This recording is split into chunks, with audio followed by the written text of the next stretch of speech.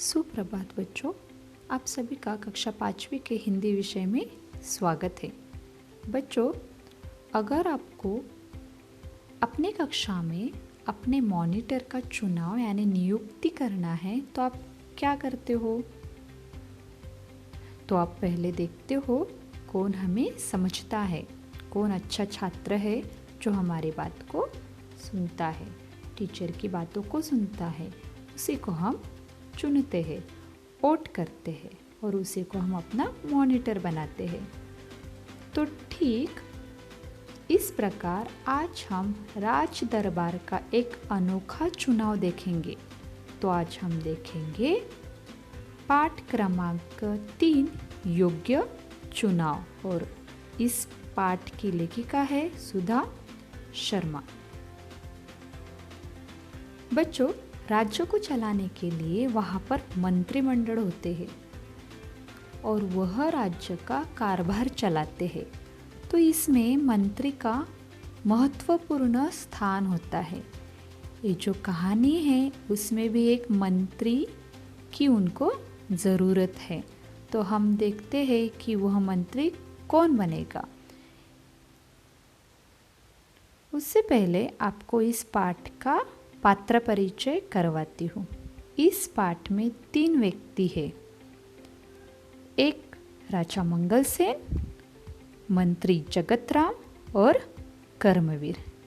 बच्चों, योग्य मतलब उचित, सही और चुनाव मतलब चयन। उसको ही हम इंग्लिश में बोलते हैं सिलेक्शन। चलो बच्चों, देखते हैं इस कहानी में क्या होता है। अब हम पाठ का पठन करेंगे और उसका स्पष्टीकरण भी देखेंगे। राजा मंगल सेन के मंत्री जगत राम बूढ़े हो चुके थे। उन्होंने राजा से स्वयं को सेवा मुक्त करने की विनती की। तो देखो बच्चों, यहाँ पे क्या बोला है। एक राजा है, उनका नाम है मंगल सेन और उनके जो मंत्री है जगत राम, वह बूढ़े हो चुके थे। तो उन्होंने कहा कि अभी मुझे सेवा मुक्त यानी नौकरी से छुटकारा चाहिए। तो उनको नौकरी से छुटकारा चाहिए था। तो राजा से उन्होंने विनती की, अर्थात उनको प्रार्थना की। राजा ने कहा, आप पहले अपने जैसे सेवाभावी, परोपकारी और ईमानदार मंत्री का चुनाव कर लीजिए, तभी आपको सेवा मुक्त किया जा सकता है। तभी राजा मंगल सेन ने जगत राम जी से कहा, आप सेवा मुक्त हो सकते हो, लेकिन उससे पहले आप अपने जैसे सेवाभावी अर्थात सेवा की भावना वाला, परोपकारी मतलब दूसरों की भलाई करने वाला और ईमानदार अर्थात सच्चा, ऐसे गुणों वाला व्यक्ति का आप चुनाव मतलब सिलेक्शन कर दीजिए, तभी आपको सेवा मुक्त किया जा सकता है। जगत राम ने आदेश दिया, राज्य में ढिंढोरा पिटवा दो कि राज्य के नए मंत्री का चयन अगले गुरुवार को किया जाएगा। इस पद के इच्छुक 11 बजे राज दरबार में पहुंचे।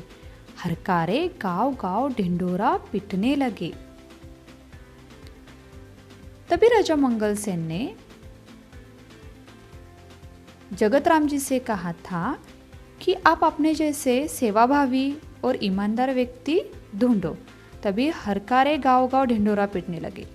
राजा की यह बात सुनकर जगत राम जी ने आदेश दिया कि अभी राज्य में ढिंढोरा पिटवा दो। राज्य के नए मंत्री का चयन मतलब चुनाव होने वाला है और वह गुरुवार को किया जाएगा। जो भी इस पद के इच्छुक मतलब जिनको भी इस पद पर आना है, वह 11 बजे राज दरबार में पहुंच जाइए।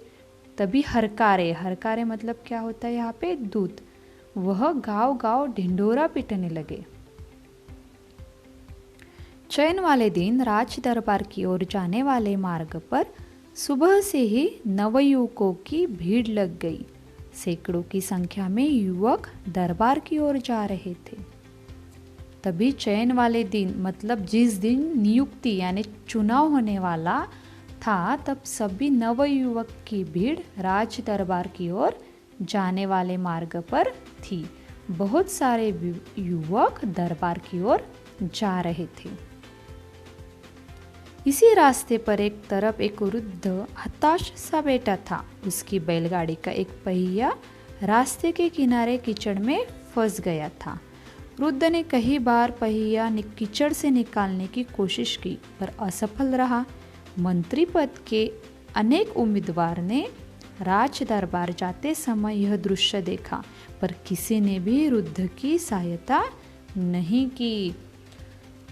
जहाँ से नवयुवक जा रहे थे उसी रास्ते पर एक तरफ एक वृद्ध मतलब बूढ़ा आदमी हताश सा बैठा था, मतलब निराश होके बैठा था, क्योंकि उसकी बैलगाड़ी का एक पहिया मतलब व्हील्स कीचड़ में जो चिपकने वाली गीली मिट्टी होती है उसमें फंस गया था।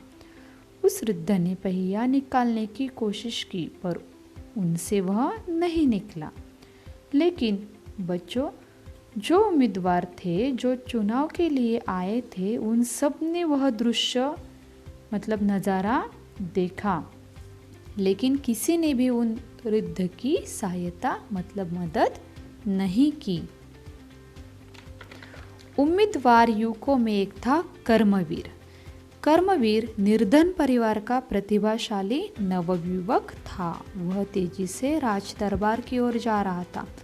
उसी समय बैलगाड़ी वाला वृद्ध एक बार फिर पहिया कीचड़ से बाहर खींचने का प्रयास कर रहा था। यह दृश्य देखकर दरबार पहुंचने की चिंता न करते हुए कर्मवीर सीधे कीचड़ में उतरा। जोर लगाकर उसने बैलगाड़ी का पहिया कीचड़ से बाहर निकाला। वृद्ध ने उसे ढेरों आशीर्वाद दिए, फिर इनाम में कुछ रुपए देने चाहे, पर कर्मवीर ने विनम्रता से मना कर दिया। पर जिस रास्ते से जो उम्मीदवार जा रहे थे उसमें एक कर्मवीर नामक युवक था। वह निर्धन मतलब गरीब परिवार का प्रतिभाशाली नवयुवक था। वह तेजी से दरबार की ओर जा रहा था। उसी समय वह बैलगाड़ी वाले वृद्ध कीचड़ से पहिया खींचने का प्रयत्न कर रहे थे। यह नज़ारा देखकर दरबार पहुंचने की चिंता न करते हुए कर्मवीर सीधे कीचड़ में उतरा और उसने जोर लगाकर वह पहिया कीचड़ से निकाला। तभी उस वृद्ध ने उसको ढेरों आशीर्वाद दिए और फिर उनको लगा कि उसको इनाम में कुछ रुपए देने चाहिए, पर कर्मवीर ने विनम्रता से मतलब नम्र पूर्वक मना कर दिया। देर हो जाने की आशंका से कर्मवीर भागते दौड़ते दरबार पहुंचा। वह हाफ रहा था, उसके कपड़े कीचड़ से सने थे। सारे उम्मीदवार उसे देखकर हंसने लगे। तभी बैलगाड़ी वाला वृद्ध भी वहां पहुंचा।